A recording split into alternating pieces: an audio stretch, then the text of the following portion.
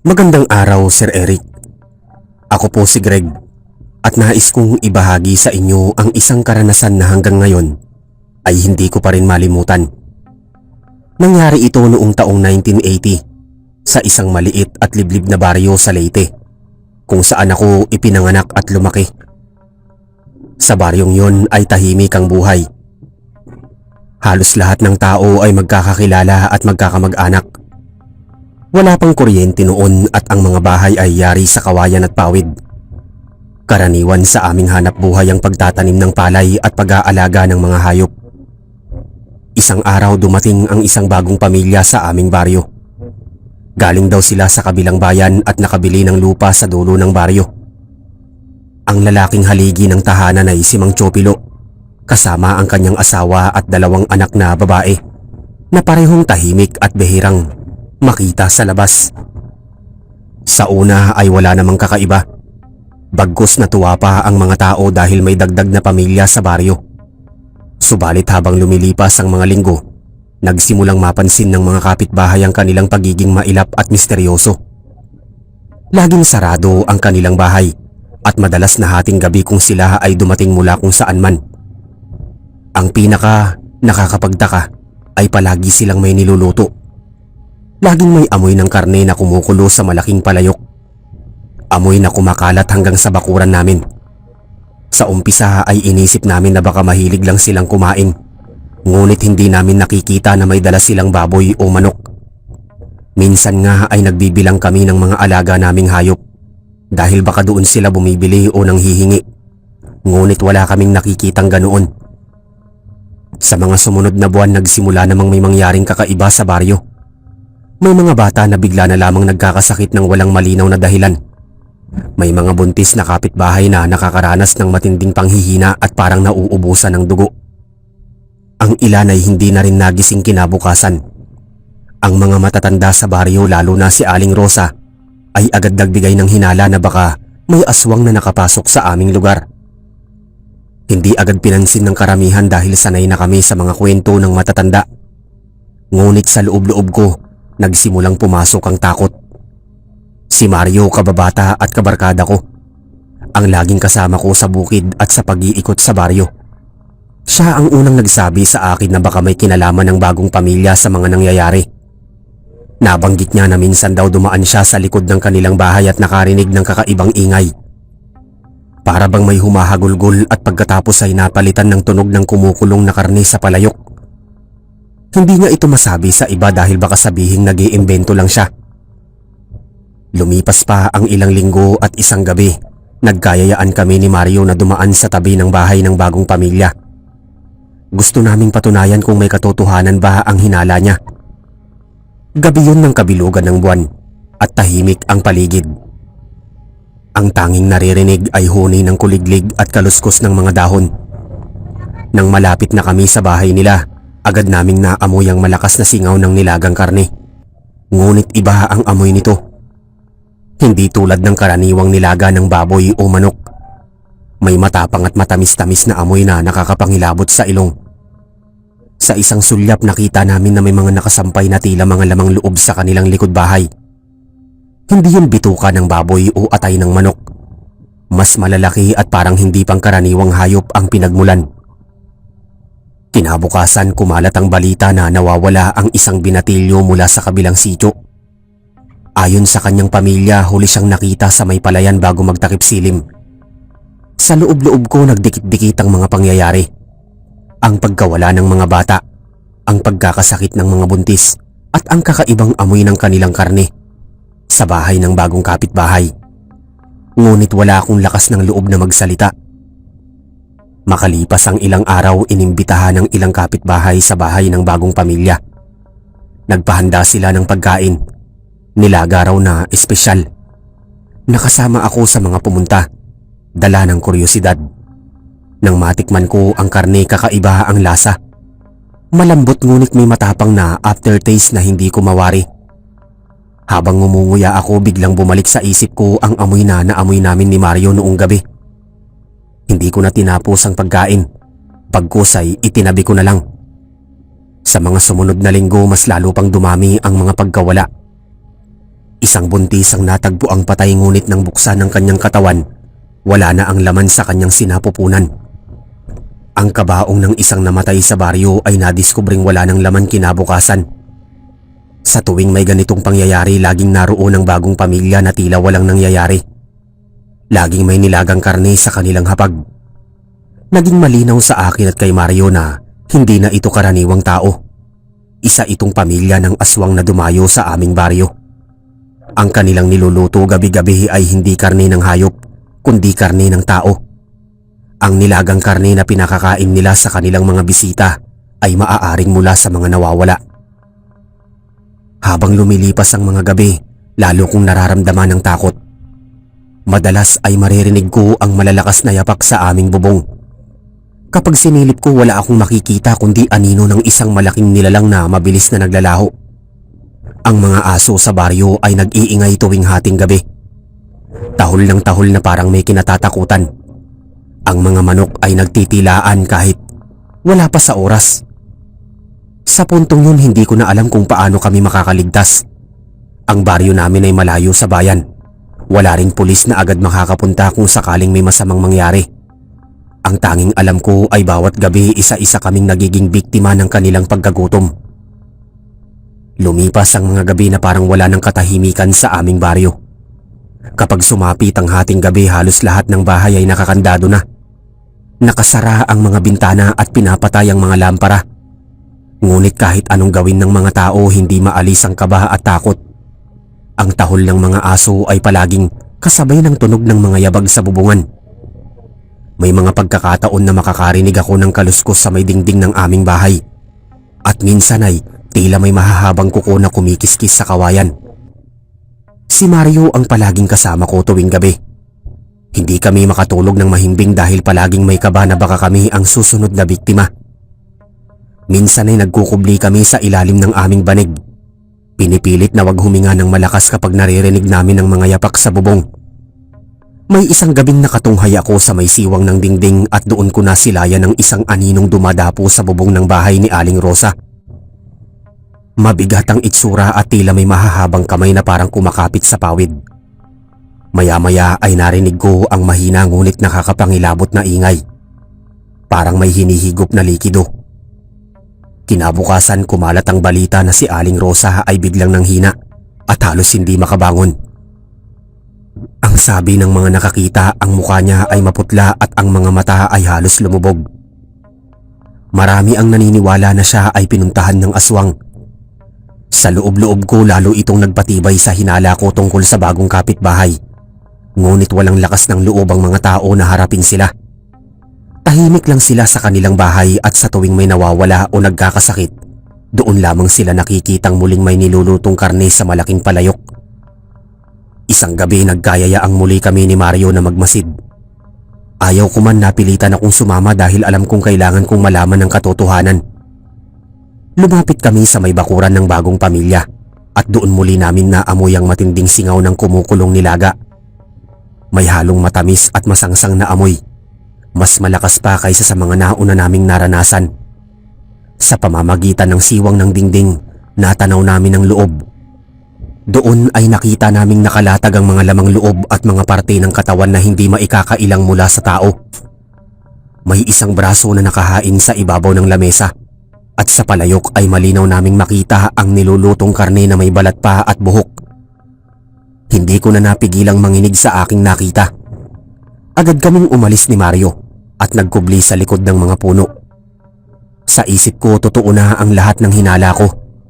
At ang nilagang karne na palagi nilang inihahanda ay hindi karaniwang ulam, kundi karne ng tao. Sa mga sumunod na araw, nagkaroon ng matinding takot sa buong baryo. Ang mga tao ay nag-iiwasan ng lumabas ng gabi. May mga nagsasabi na nakakita sila ng anino ng malaking nilalang na lumilipad sa itaas ng mga puno. May mga bangkay din na natatagpo ang walang laman ng tiyan at minsan ay wala na ring puso. Lalong lumakas ang takot sa lahat. Ngunit walang may lakas ng loob na magsumbong o lumaban. Dumating ang isang gabi na hindi ko inaasahan. Habang natutulog ako, nagising ako sa kakaibang amoy. Amoy nilagang karne na pumapasok sa aking ilong. Sa una ay inisip ko na baka may nagluluto lamang. Ngunit nang tumingin ako sa siwang ng dingding, nakita kong may anino sa labas ng aming bahay. Mabigat ang hakbang at may mahabang daliri na kumikiskis sa dingding. Naramdaman ko ang malamig na simoy ng hangin at ang bigat ng presensya ng nilalang. Ang mga aso ay walang tigil sa kahol, ngunit wala akong nagawa kundi manatiling nakahiga. Pilit pinipigil ang sarili na gumalaw. Kinabukasan muling may naitalang pagkawala. Ang pinsan ni Mario na si Ernesto ay hindi na nakauwi matapos magtungo sa palayan. Nagsimula na ring magsalita ang ilan sa baryo na baka kailangan ng gumawa ng hakbang. Ngunit walang malinaw na plano kung paano lalabanan ng mga nilalang na yon. Ang bagong pamilya ay patuloy lang na nakatira sa dulo ng baryo. Tahimik ngunit palaging may amoy na kumukulong karne sa kanilang paligid. Ang pinaka nakakakilabot ay nang minsang inimbitahan akong muli sa kanilang bahay. Dala ng pakikisama at takot na maghinala sila, napilitan akong pumunta. Pagdating ko, nakahain ng isang malaking palayok ng nilaga. Ang sabaw ay malapot at ang karne ay malambot. Habang nakatingin ako sa palayok, hindi ko maiwasang mapansin na may piraso ng kuko at balat na tila hindi natanggal sa pinagmulan. Sa sandaling yun, muntik na akong magsuka, ngunit pinilit kong wag ipahalata. Alam kong kapag pinakita ko ang aking takot, baka ako ang susunod nilang gawing ulam. Pag uwi ko, hindi ako mapakali. Ang bawat tikim na ginawa ko ay parang lasang dugo na humahalo sa aking bibig. Hindi ako makatulog at palagi kong naiisip ang nilagang karne. Ang imahe ng braso na nakita namin ni Mario sa kanilang lamesa ay bumabalik sa aking isipan. Simula noon nagdesisyon akong wag nang lumapit pa sa kanila. Ngunit paano kung sila naman ang lumapit sa akin?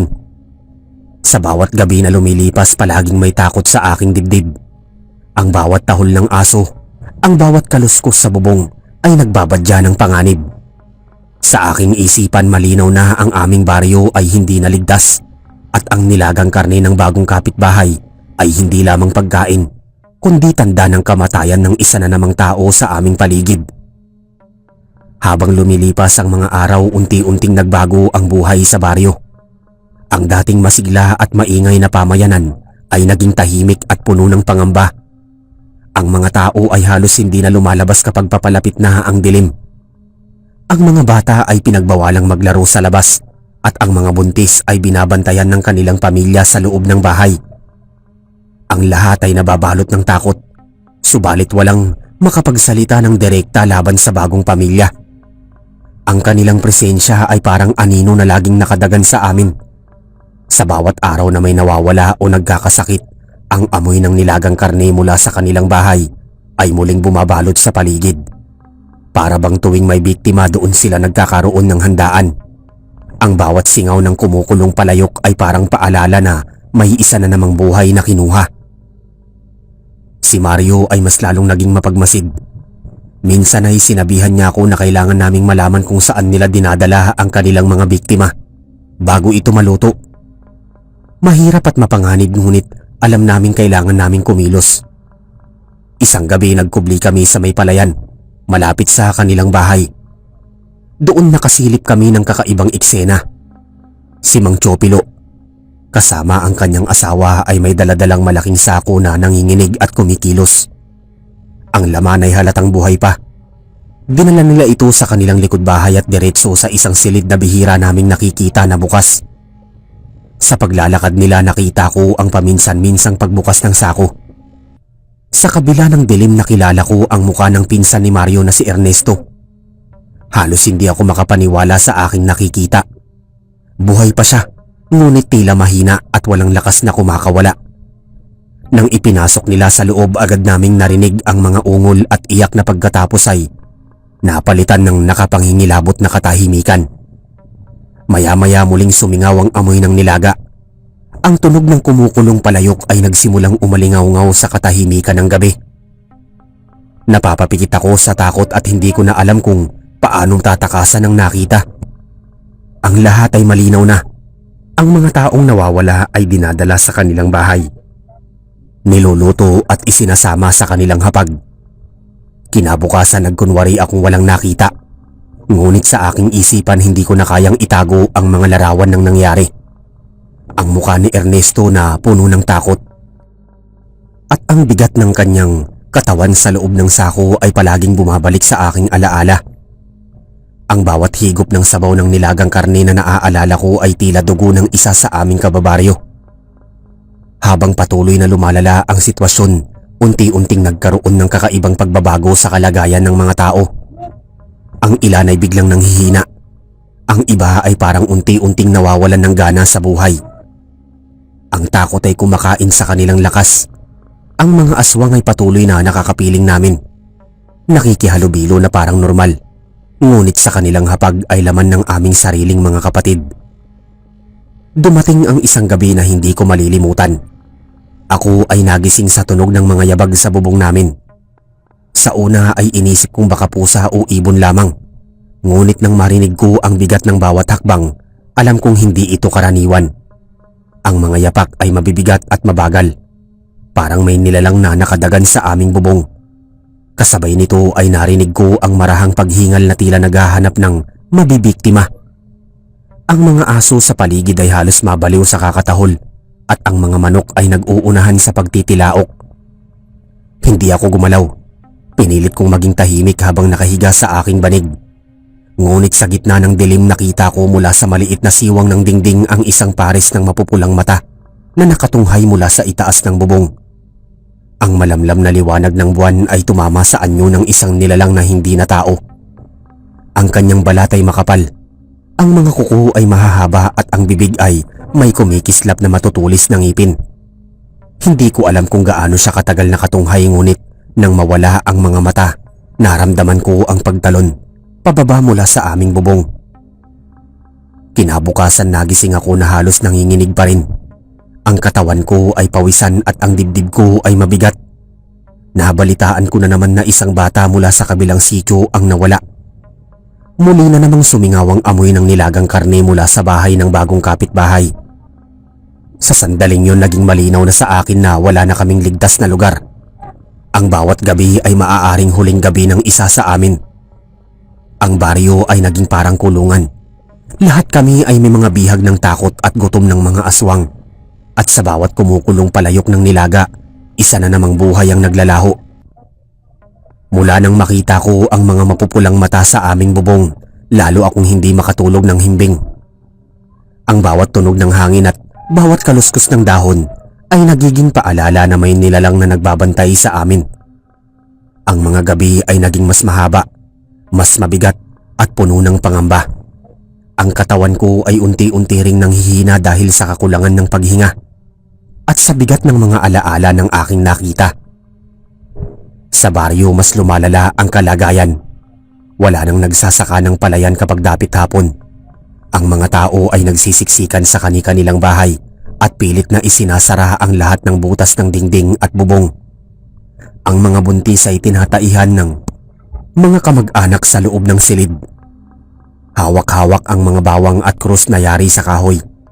Bagamat alam naming hindi yun sapat na panlaban. Ang ilan ay nagdarasal ng taimtim gabi-gabi. Ngunit kahit ang panalangin ay tila hindi naririnig sa aming baryo na nilalamon ng dilim. Ako naman ay patuloy na nagmamasid. Isang gabi habang nakatanaw ako sa malayo, napansin ko ang ilaw mula sa bahay ng bagong pamilya. Maliwanag ang kanilang apoy at kita ang usok mula sa malaking palayok. Sa gitna ng dilim tila nagtitipon sila at masayang kumakain. Ngunit sa aking mga mata, ang kasayahan nila ay nakakatindig balahibo. Ang bawat subo nila ng nilagang karne ay tila nagdiriwang sa pagkawala ng isa na namang biktima. Hindi na rin nagbalik si Ernesto, pinsan ni Mario. Walang nakakita sa kanyang katawan, ngunit alam naming siya ay isa na sa mga inihain. Ang kanyang pagkawala ay nagdulot ng matinding lungkot kay Mario. Ngunit kasabay nito ay galit at pagnanais na lumaban. Madalas kong makita siyang nakatulala, hawak ang itak at parang nag-iisip ng paraan para wakasan ang lahat. Ngunit alam naming mahirap at mapanganib ang lumaban, lalo na't pamilya ng aswang ang aming kaharap. Sa mga araw na sumunod, unti-unti ring nagbago ang anyo ng baryo. Ang mga kalalakihan ay nagkukumpulan at nagsisimulang pag-usapan ang mga pangyayari. May ilan na nagsabing dapat na raw kaming lumikas, ngunit paano iiwan ang mga tahanang pinaghirapan. May ilan naman na nais sumarap at paalisin ang bagong pamilya, ngunit walang makapangahas na manguna. Ang takot ay laging nauuna bago ang tapang. Isang gabi muling sumiklab ang takot. Ang isang buntis mula sa kabilang sityo ay natagpo ang walang malay. At nang siya'y gisingin ay wala na ang kanyang dinadala sa sinapupunan. Ang buong baryo ay nagluksa ngunit higit pa doon ang takot ay lalo pang lumalim. Alam na naming lahat na hindi ito karaniwang sakit o aksidente. May mga nilalang na sumisipsip ng buhay ng mga kababaihan at bata. Ako mismo ay nagising muli sa amoy ng nilagang karne na pumapasok sa aking ilong. Para bang ang hangin ay sadyang dinadala ang kanilang niluluto hanggang sa aming mga bintana. Sa bawat higop ng singaw na iisip ko ang lamang loob ng mga biktima na kumukulo sa loob ng palayok. Minsan ay tila may naririnig akong mahihinang ungol na bumabalot sa paligid na parang kaluluwa ng mga pinaslang. Sa puntong yon naramdaman ko na parang kaming mga hayop na unti-unting hinuhuli. Ang bawat isa sa amin ay parang biktima na lamang na naghihintay ng kanyang oras. Wala na kaming ligtas na lugar at ang baryo ay naging parang kulungan kung saan malaya nilang ginagawa ang kanilang gutom. Ang gabi ay naging mas malupit. Ang tahol ng aso ay halos hindi na natatapos at ang mga manok ay nagtitilaan ng sabay-sabay. Ang mga bubong ng bahay ay tila laruan lamang para sa mga nilalang na dumadapo at umaalis sa gitna ng dilim. Ang ingay ng kanilang mga kuko na kumikiskis sa kawayan ay nagsisilbing paalala na sila ay laging nandyan, nakamasid, naghihintay ng pagkakataon. Hindi ko na alam kung hanggang kailan kami makakaligtas. Sa bawat araw na lumilipas, isa-isa kaming nauubos. At sa bawat kumukulong palayok ng nilaga mula sa bahay ng bagong kapitbahay, isa na namang buhay ang tuluyang naglalaho. Dumating ang gabi hindi ko makakalimutan. Ang hangin ay tila mabigat, mainit kahit malamig ang paligid, at may kakaibang amoy ng dugo na pumapailan lang sa hangin. Ang mga aso sa buong baryo ay sabay-sabay na tumatahol, tila nagsasabing may paparating na panganib. Ang mga bata ay umiiyak sa loob ng kanilang mga bahay, habang ang mag-ina ay yakap-yakap nila na parang yun na ang huling pagkakataon. Mula sa bintana nasilayan ko ang hindi ko inaasahang tanawin. Ang buong pamilya ng bagong kapitbahay ay nagtipon sa gitna ng kalsada. Ang kanilang anyo ay unti-unting nagbabago. Ang mga balat nila'y naninilaw, ang mga matay kumikislap na pula, at ang kanilang mga ngipin ay humahaba na parang mga patalim. Ang kanilang mga katawan ay humahaba, nagiging payat at baluktot para bang mga aninong nilikha lamang ng impyerno. Ang mga dila nila'y lumalabas at umaalon, hinahanap ang dugo at laman ng susunod na biktima. Tahimik ang lahat ng bahay ngunit ramdam ko ang pagkabog ng puso ng bawat isa sa amin. Ang mga kalalakihan kasama si Mario ay nagsipaglabas ng kanilang mga itak at sibat. Hindi na sapat ang mga dasal, hindi na sapat ang pagtatago. Sa pagkakataong yun wala kaming pagpipilian kundi lumaban. Biglang sumugod ang isa sa kanila, mabilis na parang hangin, at sinunggaba ng isa sa aming kapitbahay. Ang sigaw ng lalaki ay bumasag sa katahimikan ng gabi. Tumakbo si Mario at tinaga ito sa braso. Sa isang iglap na putol ang braso ng nilalang ngunit hindi ito nagdugo ng karaniwan. Ang dugo ay itim, malapot at amoy bulok na karne. Sa halip na matumba lalo lamang itong nagalit at sumugod kay Mario. Nagkagulo sa gitna ng baryo. Ang mga sigaw ng mga tao, ang iyak ng mga bata at ang ingay ng mga kuko ng mga nilalang na kumikiskis sa lupa ay nagsama-sama na parang musika ng kamatayan. Lumaban ang ilan, tumakbo ang iba, at may mga nadapa na hindi na muling nakatindig. Ang lupa ay nabahiran ng dugo at ang hangin ay nagkulay usok dahil sa mga apoy na sinindihan upang subukang paalisin ng mga halimaw. Ako'y nanatili sa tabi, nanginginig habang hawak ang itak ng aking ama. Hindi ko alam kung paano ko magagamit ang sandata, ngunit alam kong darating ang oras na wala na akong pagpipilian. Sa aking harap nakita ko kung paanong isa-isang bumagsak ang mga kapitbahay ko. Mga kilalang mukha na ngayon ay laman na ng mga halimaw na yon. Ngunit may kakaibang pangyayari. Habang lalong nagiging marahas ang labanan, isang malakas na sigaw mula sa isang matandang babae ang umalingaw-ngaw. Siya'y kilala bilang albularyo ng baryo at hawak-hawak niya ang isang bote ng langis na amoy na matapang. Nang iwisik niya ito sa isa sa mga halimaw, agad itong nagsisigaw at umatras. Ang balat nito ay parang nalulusaw at ang amoy ng nasusunog na laman ay kumalat sa hangin. Doon namin napagtanto na may paraan para labanan sila. Ang ilan ay nagsimulang kumuha ng apoy. Ang iba'y naglagay ng asin at bawang sa sibat at itak. Dahan-dahang lumakas ang loob ng mga kalalakihan at sa bawat tama ng itak na may langis, isang halimaw ang napapaatras, ngunit hindi madali. Ang kanilang bilis, ang kanilang lakas at ang kanilang bilang ay higit sa amin. Isa-isa kaming napapagod. Si Mario na siyang pinakamatapang sa lahat ay napatumba rin matapos sugurin ng isa sa kanila. Nakita kong bumagsak siya. Hawak-hawak ang kanyang dibdib na may malalim na sugat. Ang kanyang mga mata ay puno ng luha at ang galit, at bago siya tuluyang pumikit, nakita kong sinubukan niyang isugod ang kanyang itak sa tiyan ng halimaw. Ako'y tumakbo patungo sa kanya, ngunit huli na. Ang kanyang katawan ay unti-unting hinihila ng isa sa kanila. Napatigil ako. Hindi ko alam kung lalapit ako o tatakbo palayo. Ang mga paa ko'y mabigat at ang aking hininga ay nagiging mababaw. Sa gitna ng kaguluhan, napansin ko ang apoy na unti-unting lumalapit sa bahay ng mga aswang. Ang kanilang mga gamit, ang kanilang mga palayok na puno ng nilaga ay nahulog at sumabog. Ang amoy ng nasusunog na karne ay sumama sa hangin. Ang kanilang mga sigaw ay hindi na lamang ng galit kundi ng takot. Ang ilan sa kanila ay nagsitakas patungo sa kagubatan, habang ang iba'y natupok ng apoy. At sa wakas bumalik ang katahimikan. Ang baryo ay halos na abo, puno ng katawan ng mga patay at ang ilan ay sugatan at umiiyak. Ako ay nanatili sa gitna, hawak pa rin ang aking itak. Nanginginig at nangingilid ang luha. Ngunit sa aking puso, alam kong hindi pa tapos ang lahat. Ang ilan sa kanila nakatakas at balang araw ay babalik. Ang gabing yun ay nagturo sa akin na hindi kami kailanman ligtas, na ang mundo namin ay laging may kasamang anino ng mga nilalang na nagtatago sa dilim.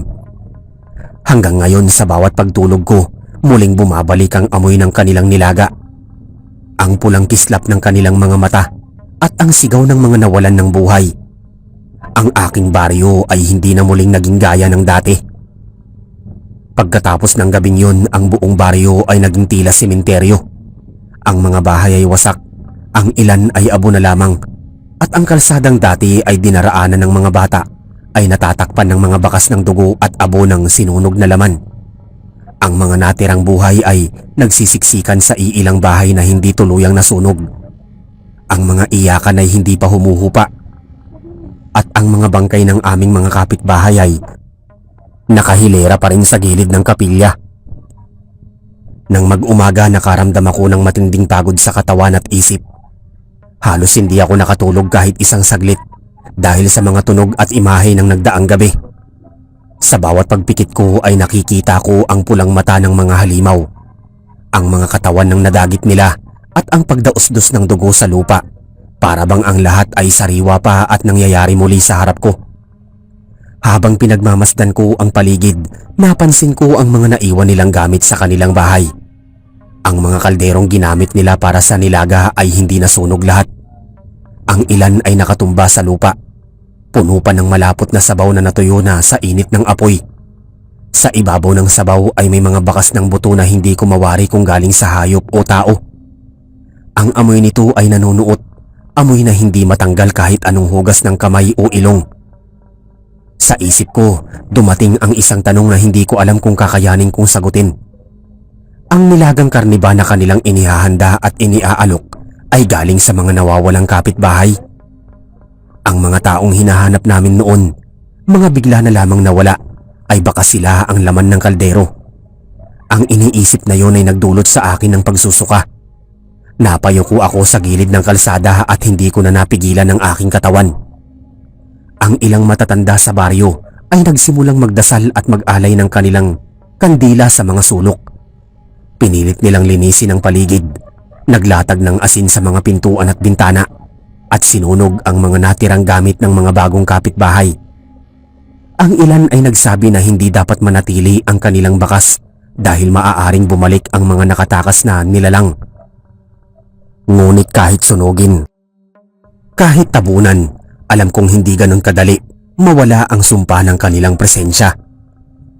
Lumipas ang mga araw at unti-unting nagbalik ang katahimikan sa baryo. Ngunit hindi ang kapayapaan. Ang bawat ingay ng ibon sa gabi ay nagdudulot ng pangamba. Ang bawat yapak na naririnig mula sa kakahuyan ay tila hudyat ng kanilang pagbabalik. Ang mga tao ay natutong mabuhay sa takot. Lagi nang may asin at bawang na nakasabit sa pintuan at laging nakahanda ang mga itak at sibat sa tabi ng higaan. Ako sa aking sarili ay tila nabaliw na rin. Ang mga bangungot ay gabi-gabi. Paulit-ulit, nakikita ko ang mga mata ni Mario na unti-unting nawawala sa buhay. Ang katawan niyang nahinihila palayo. At ang kanyang mga kamay na nakahawak sa lupa na parang humihingi ng saklolo. Sa tuwing iniisip ko yun, napapaluha ako ng hindi ko namamalayan. Isang umaga may natagpo ang kaming mga labi sa gilid ng ilog. Ito'y mga buto na tila pinagpira-piraso at may ilan pang balat na nakakapit. Hindi namin alam kung galing yun sa hayop o tao, ngunit ang hugis ng ilan ay malinaw na sa tao galing. Ipinakita namin ito sa albularyo at siya'y nagsabi na ito'y bahagi ng mga itinapon ng mga aswang bago sila umatake. Para bang pinaglalaroan nila ang mga labi ng kanilang biktima. Ang takot at galit ay humalo sa dibdib ng bawat isa sa amin. Ang ilan ay gustong lumikas na lang at iwanan ng baryo. Ngunit ang iba namay naniniwala na kahit saan kami pumunta, hindi kami ligtas. Ang mga nilalang na yon ay palaging may paraan para makahanap ng bagong biktima. Minsan habang nag-iigib ako ng tubig, nakarinig ako ng yapak mula sa kagubatan. Hindi ito normal na yabag ng hayop, bagkus ito'y mabigat, mabagal at tila nagmamasid. Nang lumingon ako, wala akong nakita. Ngunit ramdam ko ang malamig na hangin na dahan-dahang dumampi sa aking batok. Agad akong tumakbo pa uwi, dala ang kaba na baka may nakatanaw sa akin mula sa dilim. Hanggang ngayon hindi ko alam kung kailan muling babalik ang mga aswang na yon.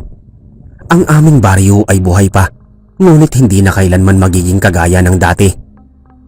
Ang kanilang nilagang karne ay hindi lamang pagkain, kundi paalala ng kanilang kasamaan at ng dugo na kanilang kinuha. At sa bawat araw na lumilipas, dala ko ang alaala ng gabing yon. Ang gabing kung saan nalaman namin na ang bagong kapitbahay ay hindi lamang tao, kundi halimaw na nagbabalat kayo. Ang gabing kung saan ang aming buhay ay nagbago magpakailanman. At hanggang sa ngayon, sa bawat paghinga ko, tanong ko pa rin sa aking sarili kung kami ba'y ligtas o isa lamang itong pahinga bago ang muli nilang pagbabalik. Lumipas ang mga linggo matapos ang gabing yon at ang aming baryo ay tila unti-unting bumabangon mula sa pagkawasak. Ngunit kahit muling naitayo ang ilang mga bahay ay nakapagsimula ang iba sa pagtatanim. Ang takot ay hindi kailanman nawala. Sa bawat umaga ay may kaba at sa bawat gabi ay may mga mata na nakamasid sa dilim. Ang mga matatanda ay patuloy sa paglalagay ng bawang at asin sa bawat sulok ng bahay. Ang mga bata ay hindi na pinapayagang lumayo at ang mga kalalakihan ay laging may hawak na itak kahit sa pagtulog. Ang mga bakas ng nangyari ay hindi natatakpan ng oras. Ang mga apoy na naglamon sa mga halimaw ay nag-iwan ng mga marka sa lupa. Mga bakas ng abo at dugo na hindi matanggal kahit pa ulit-ulit na binubuhusan ng ulan. Ako si Greg at sa bawat araw na lumilipas ay pakiramdam ko ay lalong lumalalim ang sugat na iniwan sa amin. Hindi ko makalimutan si Mario, ang kanyang tapang at ang kanyang sakripisyo. Sa tuwing naiisip ko kung paano siya bumagsak sa harap namin at kung paanong dinala siya ng mga nilalang na yon, napapahinto ako sa kahit anong ginagawa ko. Ang kanyang pangalan ay binabanggit ng mga matatanda bilang halimbawa ng katapangan. Ngunit para sa akin, siya ay alaala ng isang kaibigan na hindi na kailanman babalik. Isang hapon habang nagbabantay ako sa may ilog, nakita ko ang isang palayok na inanod ng tubig. Kinabahan ako dahil kamukha ito ng mga kaldero na nakita namin sa bahay ng mga bagong kapitbahay. Agad kong kinuha at itinapon sa malayo. Ang pakiramdam ko'y hindi yun basta naiwan, kundi sadyang iniwan bilang paalala na sila ay buhay pa at hindi tuluyang naglaho. May ilang gabi na muling naririnig namin ang mga huni ng mga uwak sa kakahuyan at ang mga aso ay biglang tumatahol lang sabay-sabay. Minsan ay may mga bakas ng paa na natatagpuan malapit sa palayan. Mga yapak na hindi maaaring galing sa tao. Ang mga ito ay mga hudyat lamang na ang panganib ay naroon pa rin. Nakatago at naghihintay ng tamang oras. Ang baryo ay nagsimulang mag-alay ng mga dasal at ritual, buwan-buwan. Ang albularyo ay nagdadala ng langis na ipapahid sa mga pinto at bintana at nagsusunog ng mga tuyong dahon upang linisin ang hangin. Ngunit sa kabila ng lahat ng ito, alam naming lahat na walang kasiguraduhan. Ang mga aswang na nakatakas ay maaaring bumalik anumang oras.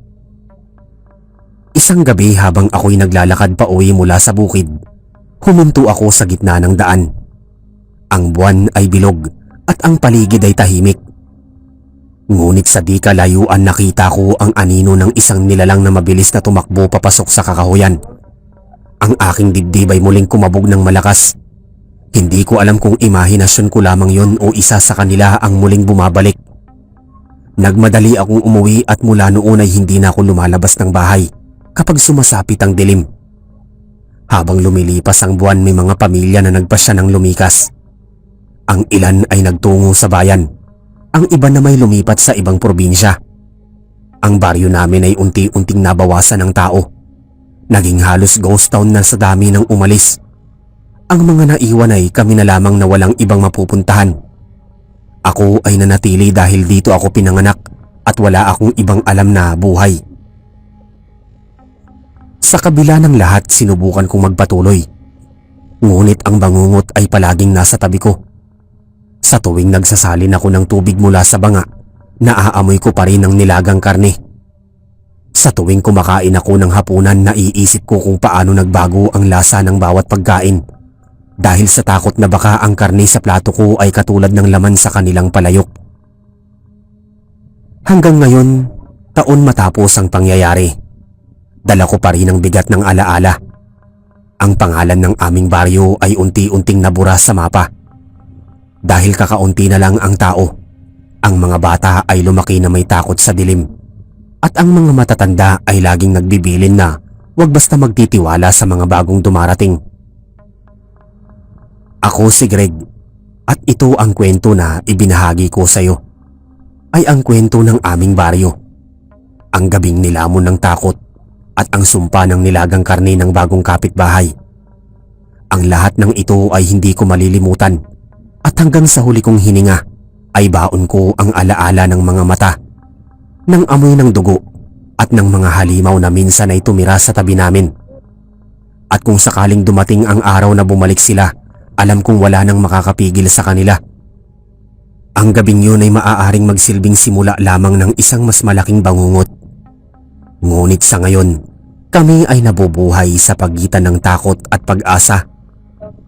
Nagdarasal na sana ay hindi na maulit muli ang gabi ng nilagang karne ng bagong kapitbahay.